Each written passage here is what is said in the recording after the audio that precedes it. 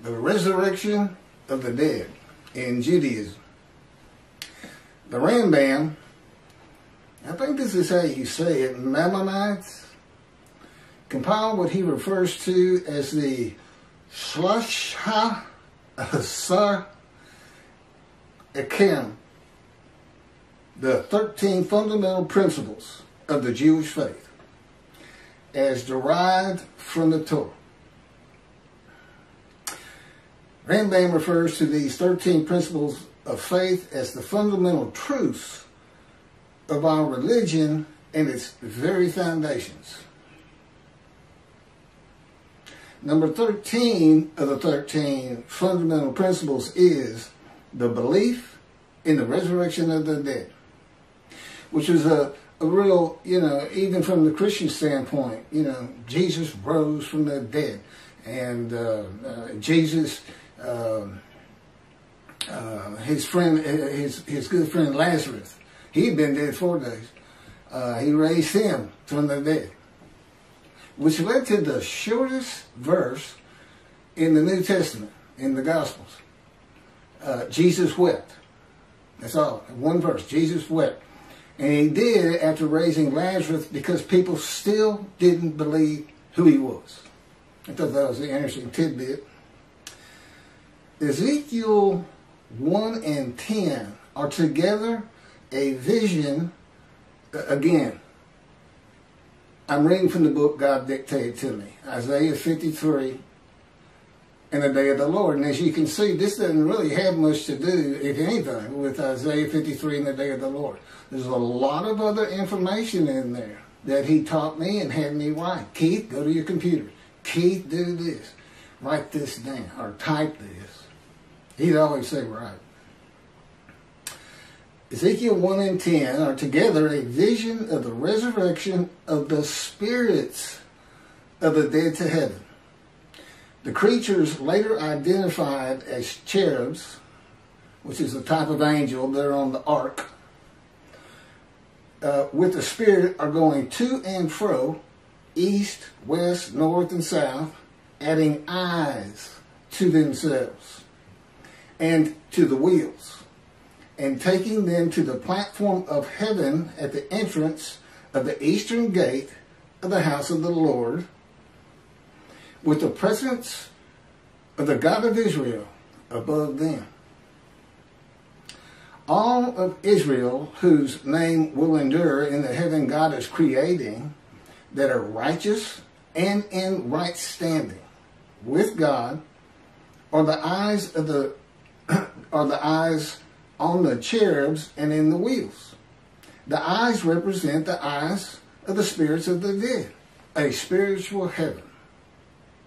Now, back in antiquity and even into the Middle Ages, that wasn't a great thought, so to speak, because everybody feared the God. I mean, they felt like everything that bad that happened to anybody was because God was angry. It's just angry. And they had no knowledge of science or medicine.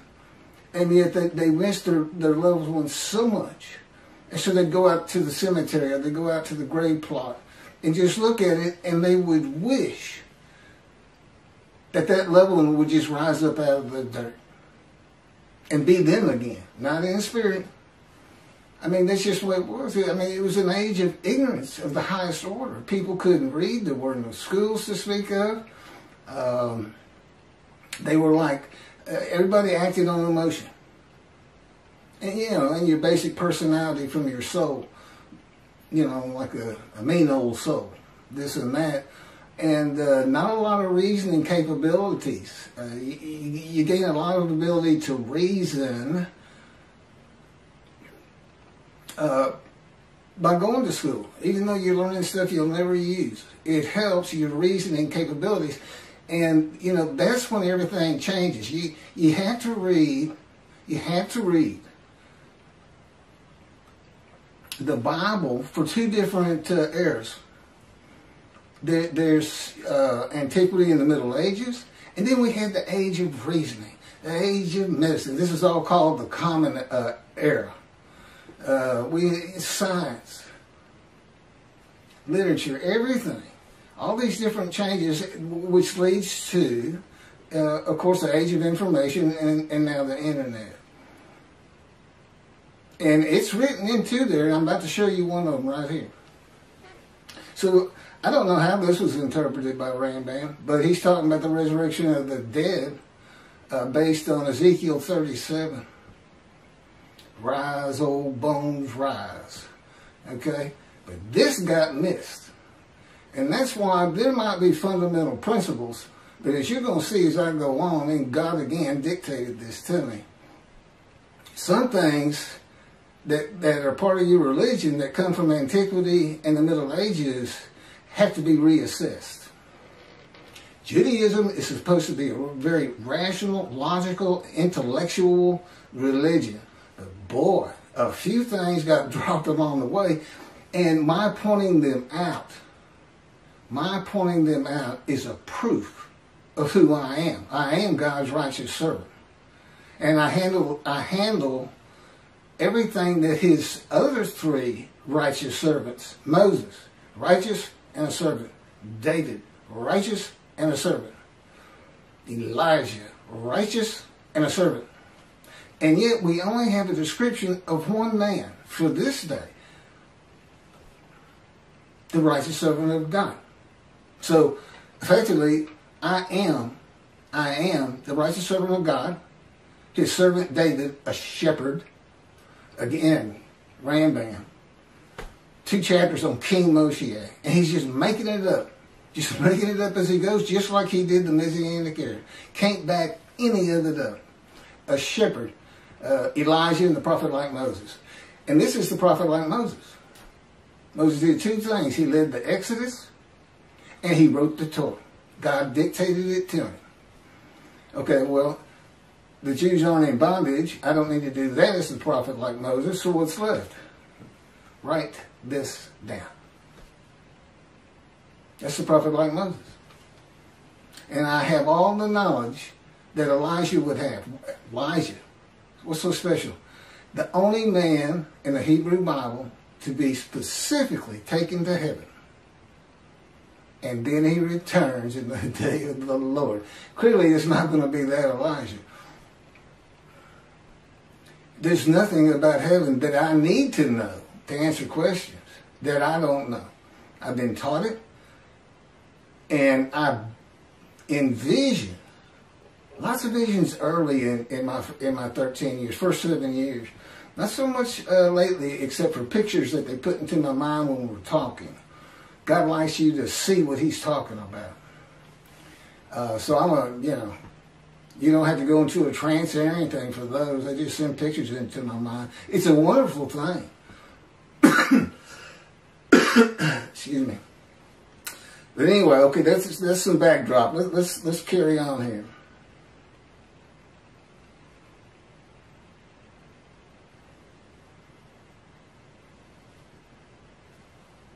Okay, there's the eyes. Okay, a spiritual heaven. That's where I left off. And this is Isaiah 65, verse 17 through 18. For behold, I am creating a new heaven and a new earth. The former things shall not be remembered. And I know why that is. And how it occurs. They shall never come to mind. Be glad then, and rejoice forever in what I am creating. For I shall create Jerusalem as a joy, and her people as a delight. And this is Isaiah 66, verse 22. For as the new heaven and the new earth, which I will make, shall endure by my will, declares the Lord, so shall your seed and your name endure. Spiritual heaven. God, what's this all about? What are you doing? I'm going to make a new earth and a new heaven. The new heaven is the spirits of the Jewish people. With the name Israel endures. Considered angels. The angels Israel. is how he refers to it. That's what makes it a new heaven, a new host of angels. So, in the new earth, the same story again. You get to watch it. You get to watch it, Jewish people. You don't want to miss heaven. Now, I've been there. Generally, I can still sense my body. But I've been there in pure spirit. And but he tells me you'll feel your body, your physical form. But he's going to have another chosen. He's going to basically just run the story again. And you get to see how it really all played out from the get-go. And, of course, time means nothing to you. You don't want to miss it. And that's my proof of an Elijah. I just showed you the prophet like Moses. There's my Elijah. Can't really show you a David except for I bring the reckoning and the dismissal of the rabbis, which is on plenty of videos. God has, I am the reckoning and I am the wrath on Christianity. And how you fit the Messianic era into the wrath on Christianity, how you can say Moshe perfects the world, and yet he's got to bring the wrath of God to the Christians and the Gentiles in general. I don't know how you put it together. I mean, you cherry pick.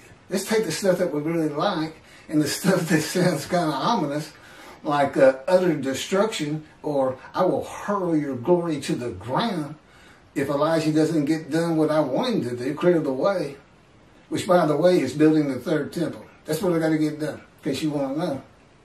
But I got to be recognized. People got to read all this and go, well, we got to go with this.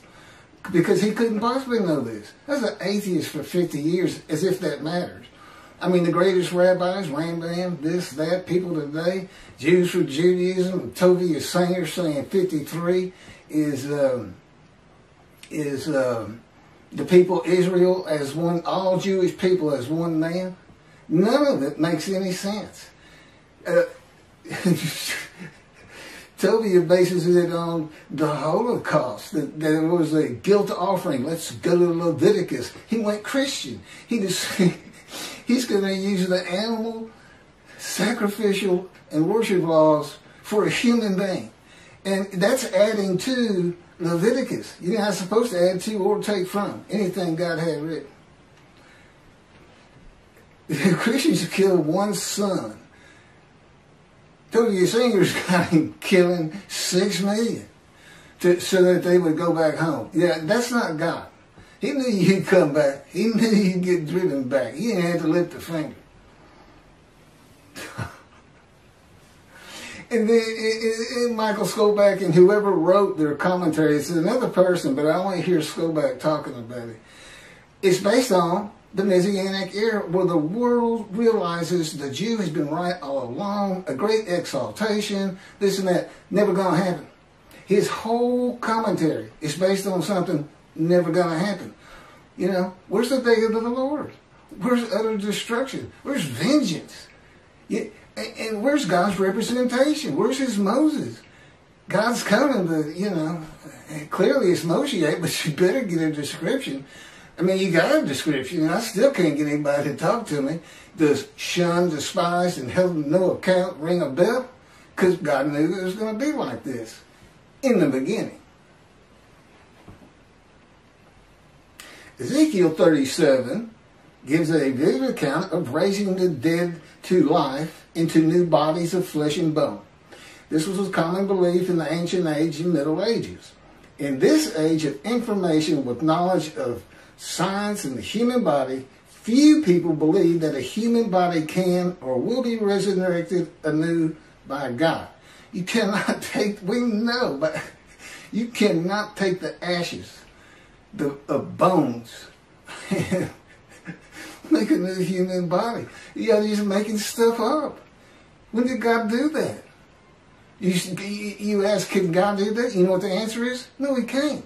He said, now I could create a human being where there could be a resurrection of the dead. He said, but I don't want anything to do with that. But the world as created is not set up for that type of an event. Believe it or not, God doesn't have a magic wand.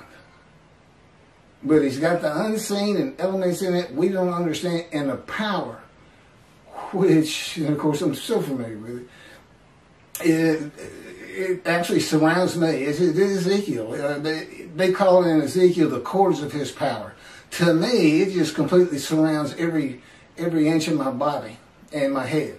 It just surrounds me. I mean, he can move my hands wherever he wants and turn me around, twist me like a top if he wants. Slam me to the ground, I've mentioned.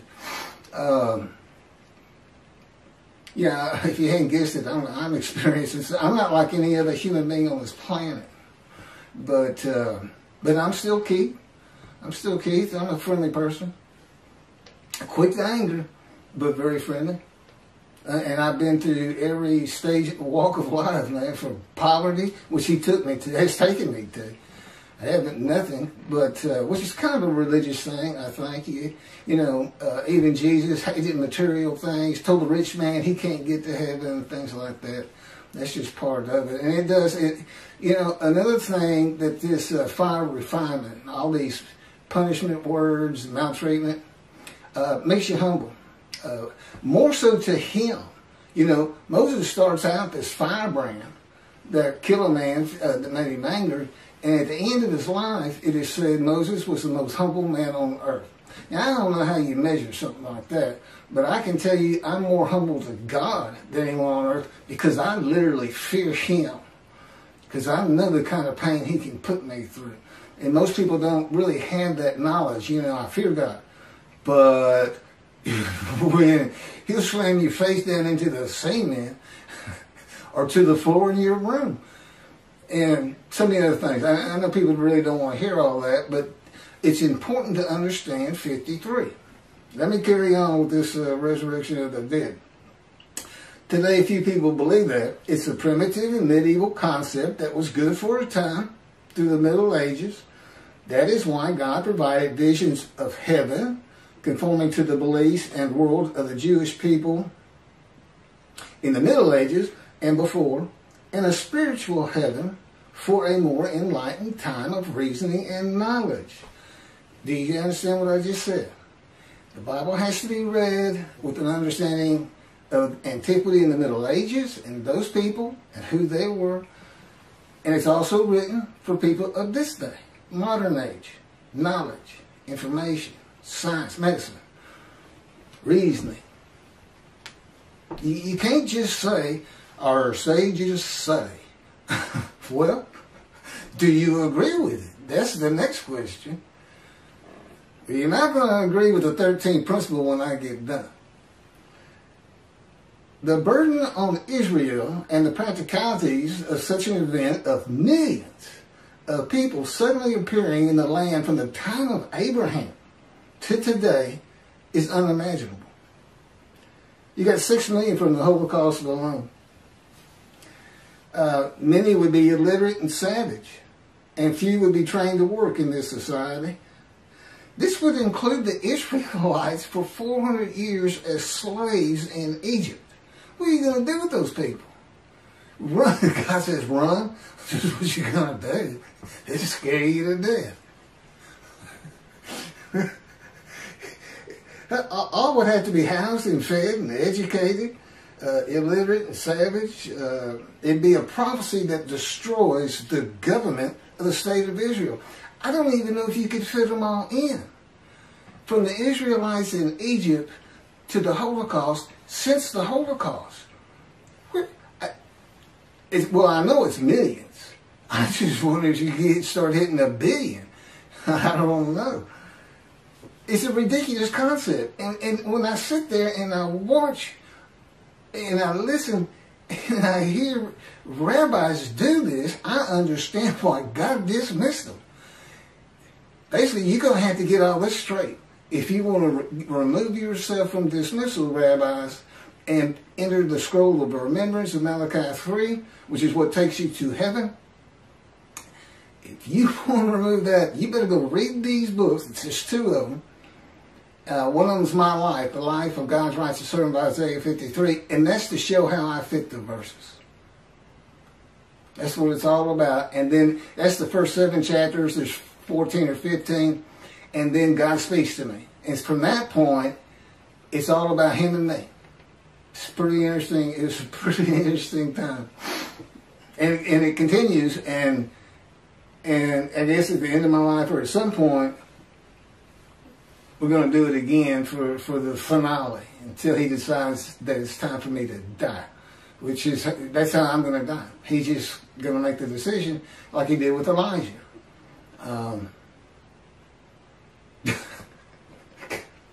Nothing. Okay. The resurrection of the dead in a human body to a heavenly earth, the world to come. No, that's Messianic. There's also a world to come, which is really amazing to read. Because it's not in the Hebrew Bible. And look, this ain't oral tradition stuff. This is somebody who wants to please his following and get money, if you ask me and God. That's what this is. He's just making it up. It's not an oral tradition. Now, I don't get into the Torah at all. And the oral tradition, I'm going to read it the way God says it in just a second, but we don't get into that at all. I know Rambam said Moshiach would read Torah day and night. Well, no, I don't. But I definitely am a scholar on the prophets and the day of the Lord and everything I've been talking about 45 videos that we keep flipping. Find you a motorcycle and just stick with it the last 2 or 3, because you can go back 4 or 5 and we're just redoing them to keep them circulating and adding. Like this is brand new. I may have touched on this before, but we're adding, throwing a couple new ones in here and there, and eventually I may end up being a vlogger, I think they call it. See, this is what I'm doing today. I'm going to go ride on a motorcycle. God's promised me. He's had me in poverty for 13 years, and but he told me one day we'll get a motorcycle again, because I've had one before, a Harley, but anyway. The resurrection of the dead, okay, that's not the world to come. I got to change that. And you say, wait a minute, God dictated that. Why you got to change it? That's to tell you I still had to live the human experience. To truly still feel like I'm Keith, I got to do something dumb like that sometimes. I still got to forget things. Yeah, I got to live the human experience. And of course, my response is, why? Don't want to live the human experience. God says, I decide all things, thank you. So anyway, we have a good relationship. He's got a great humor and a personality far different than you get from the Hebrew Bible. Because it was meant for, first and foremost, antiquity. You're supposed to be angry. You're supposed to be, that's it, putting a plague on all of y'all because David failed a test of mine. He took a census. That kind of thing. But he's really a joy to be around. He doesn't like to talk that much, but the angel of his presence, the Holy Spirit, he does. And sometimes he'll talk, and it sounds like it's a God. But then I can tell it's not. Totally different voices. Totally different. He's got a voice of a 5-year-old. I sometimes tell him it sounds more like a cartoon than me. But and God just sounds like a very mature man.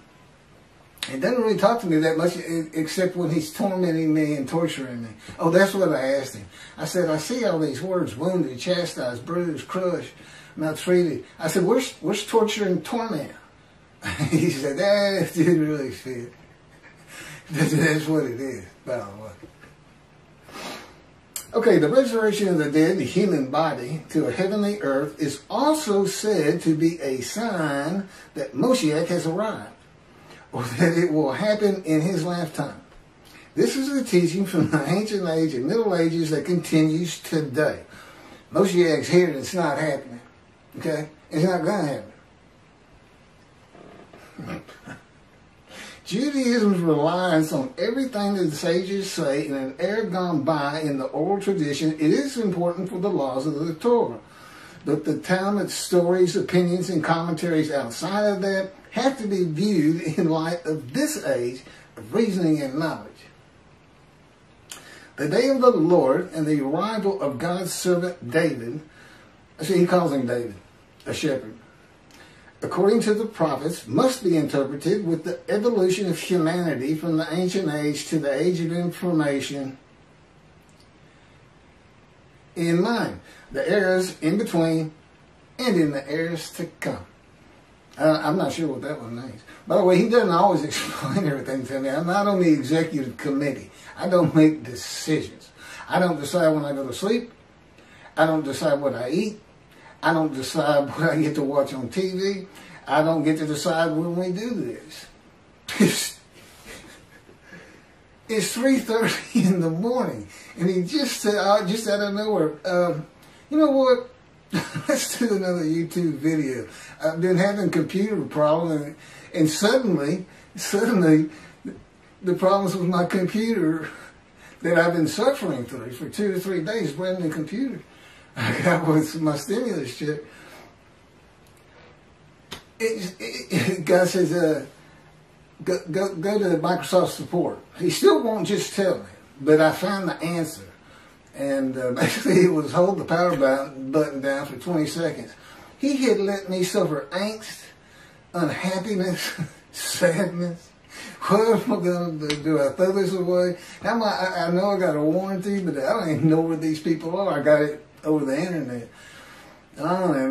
See, he'll let me do that. He says, and the reason is, the day is coming. The day is coming. When you're not going to feel those things anymore. You know, once I get recognized, once I'm the God's righteous servant, Moshiach, David, Elijah, prophet like Moses, being recognized, and we're bringing the vengeance and hopefully helping the rabbis remove the dismissal so that they can enjoy that fine heaven. Because there's 2 covenants here, and one of them's the covenant from Jeremiah 31 where God says, I forgive your sins, remember them no more. They become a holy seed to build the 3rd temple, just as he did for the Assyrian Babylon exiles. He forgave them. He said, it's not because you deserve it, it's for my name. But what did they do? They built the 2nd temple. That's what it's not really said specifically, but that's what happened. And forgiven again in the day of the Lord. And that's, you know, in Jeremiah 31, see a time is coming, see a time is coming, see a time is coming. That was the time is the day of the Lord, and it's here. I got too much other information on that, but okay. Well, thank you for listening to all that, and for the rabbis, I think you should consider this fundamental principle that you got from Rambam. I mean, I don't see a fundamental principle of your faith. And see, I was an atheist for 50 years. I'm not a religious person. I understand the concept. Well, this is what we believe, because that's what you get from the Christians. You can go to them and say, look at this and that and this and that. None of that makes sense. None of that makes sense. And this is what you get. Praise Jesus. Praise Jesus. Logic doesn't matter. Well, for the Jews in Judaism and for the God of Israel, it's going to start mattering if the rabbis won't see heaven. Thanks a bunch.